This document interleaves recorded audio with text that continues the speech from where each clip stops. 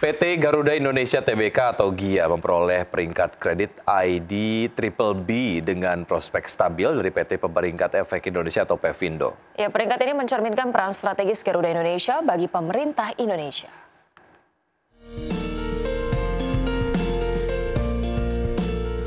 PT Garuda Indonesia Tbk atau GIAA memperoleh peringkat kredit ID BBB dengan prospek stabil dari PT Pemeringkat Efek Indonesia atau Pevindo. Peringkat ini mencerminkan peran strategis Garuda Indonesia bagi pemerintah Indonesia. Pevindo menyebut Garuda Indonesia memiliki kekuatan posisi bisnis serta jaringan rute penerbangan yang luas. Namun demikian, Pevindo menyoroti peringkat Garuda Indonesia masih dibatasi sejumlah faktor, termasuk profil keuangan yang lemah, ketatnya persaingan industri, serta sifat industri penerbangan yang sangat siklikal. Menurut Pevindo, peringkat GIAA dapat ditingkatkan apabila perusahaan mampu memperkuat kinerja keuangan seperti meningkatkan yield secara berkelanjutan, menurunkan rasio utang, serta memperkuat cakupan arus kas. Selain itu, pelaksanaan strategi pengurangan utang dan peningkatan metrik kredit juga akan menjadi faktor pendukung kenaikan peringkat. Sebaliknya, peringkat bisa diturunkan jika terjadi penurunan kinerja operasional yang signifikan, seperti merosotnya jumlah penumpang, tekanan pada tarif penerbangan, atau meningkatnya biaya operasional yang berdampak pada profitabilitas dan arus kas. Penurunan juga dapat dipicu jika dukungan pemerintah melemah, mengingat peran strategis pemerintah dalam struktur pemegang saham dan operasi Garuda Indonesia. Peringkat kredit ini menurut Pevindo akan berlaku pada 27 Mei 2025 hingga 1 Mei 2026.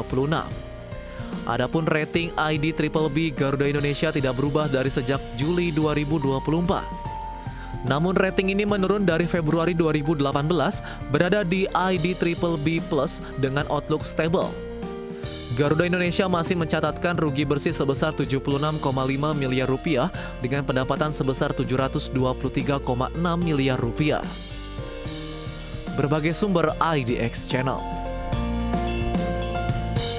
Sementara itu pergerakan saham milik Taipan Prayogo Pangestu PT Chandra Daya Investasi Tbk atau CDIA kembali menyentuh level auto reject atas atau ARA pada perdagangan di hari Senin kemarin. Ya, harga saham CDIA di Senin diperdagangkan di level 1.215 per saham atau melonjak 24,62% dari perdagangan sebelumnya.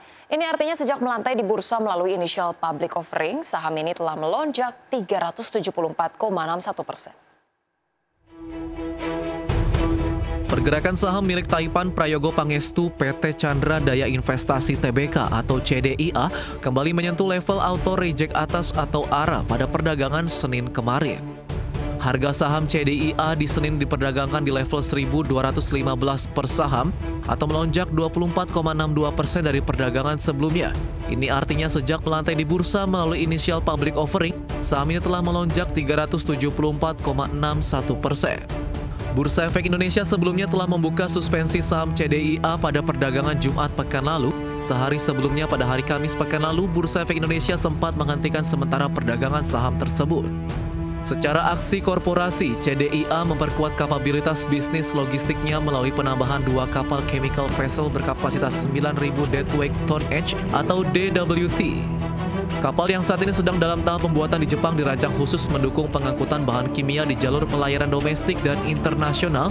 2 kapal baru CDIA akan berbendera Indonesia untuk mendukung jalur distribusi dalam negeri dan juga berbendera internasional guna melayani rute lintas negara.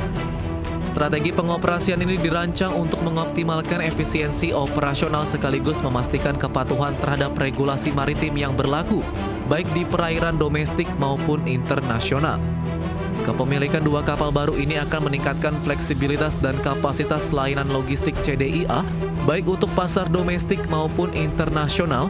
Penambahan 2 kapal chemical vessel ini tentu dapat memperkuat CDIA dalam membangun rantai pasok bahan kimia yang andal dan berkelanjutan. Berbagai sumber IDX Channel. Pemirsa, konglomerat Prajogo Pangestu memborong saham emiten energi terbarukan miliknya yakni PT Barito Renewables Energy Tbk atau BREN dengan nilai transaksi mencapai 23,83 miliar rupiah.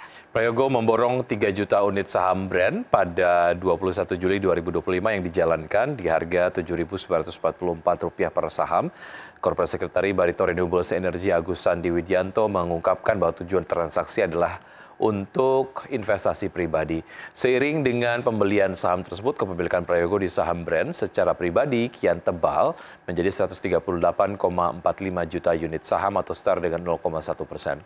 Sebagai catatan, selain melalui kepemilikan pribadi, Prayogo juga menggenggam saham Brand melalui Green Era Energy PTI dan PT Barito Pacific Tbk, di mana Green Era tercatat menggenggam 31,57 miliar unit atau 23,6%, sedangkan Barito Pacific menggenggam kepemilikan 86,51 miliar unit atau setara dengan 64,66%.